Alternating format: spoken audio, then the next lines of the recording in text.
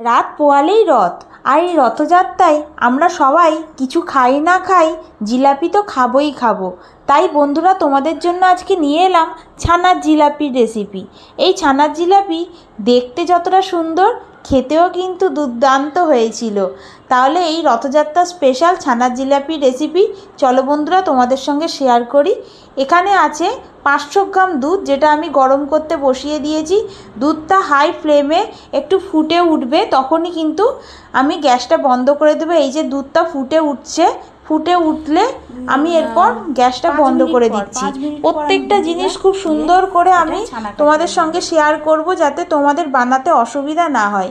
এরপর 1:1 মানে ভিনিগার আর জল সম পরিমাণে থাকবে, আর দুধটা হালকা ঠান্ডা করে তারপর আস্তে আস্তে করে ভিনিগারটা মেশাতে হবে।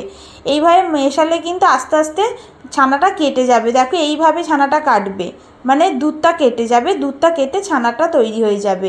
এরপর আমি একটা ছাঁকনির মধ্যে ছানাটা নিয়ে নিলাম, আর অল্প জল দিয়ে দিলাম, যাতে ছানার মধ্যে যে ভিনিগারের গন্ধটা আছে সেটা চলে যায়।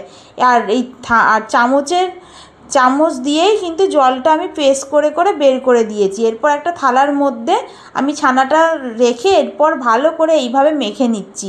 কোনো কাপড়ে জড়িয়ে রাখার দরকার নেই, এইভাবে আস্তে করে প্রেস করলে কিন্তু জলটা বেরিয়ে যাবে। আর এখানে 50 গ্রাম ছানা আছে, 500 গ্রাম দুধের 50 গ্রাম ছানা। ভালো করে মাখার পর 1 চামচ ময়দা দিয়ে দিলাম পরিমাণ মতো। এইরকম পুরো মেজারমেন্টটা ঠিকঠাক করে করলে কিন্তু ছানার জিলাপি একেবারে সুন্দর তৈরি হবে।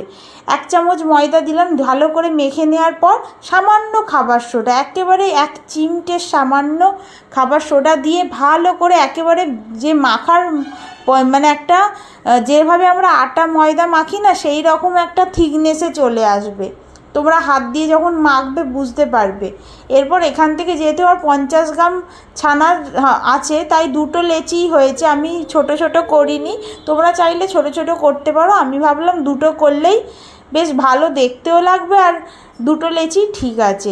সেই জন্য লেচি কেটে এইভাবে হাতের সাহায্যে লম্বালম্বি করে নিচ্ছি। এরপর আমি পাকিয়ে নেব, যেভাবে ছানার জিলাপির পাক দিতে হয়, মানে প্যাঁচটা দিতে হয়, সেইভাবে দিয়ে দিতে হবে।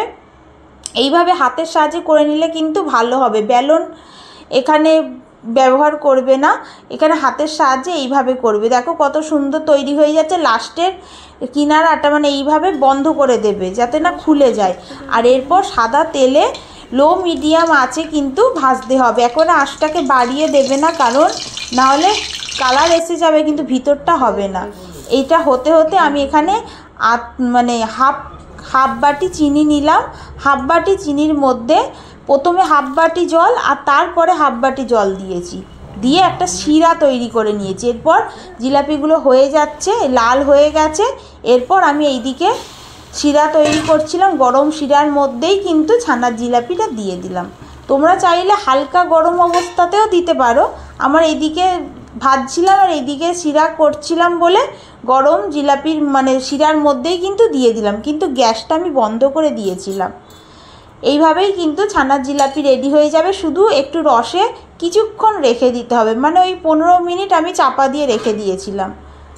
ব্যাস, তারপর 15 মিনিট পর খুলে দেখছি, দেখো কতটা রসে টইটুম্বুর হয়ে গেছে। দেখে বুঝতেই পারছো যে কতটা লোভনীয় দেখতে হয়েছে। দেখেই বোঝা যাচ্ছে যে ভিতরে রসটা ঠিকঠাক ঢুকেছে। এরপর একটা প্লেটের মধ্যে তোমরা সার্ভ করে নাও। গরম গরম জিলাপি ঠান্ডা হলেও খেতে ভালো লাগবে, এতটাই সফট হয়েছিল। আর কালই রথযাত্রা, 500 গ্রাম দুধ দিয়েই তোমরা বানাও না একবার, খেতে ভালো লাগবে।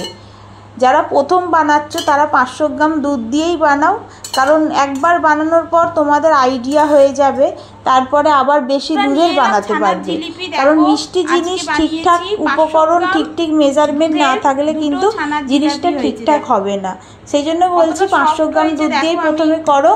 এইভাবে বানাবে, দেখবে যদি ঠিকঠাক হয় তাহলে তখন পরিমাণটা বাড়িয়ে দেবে।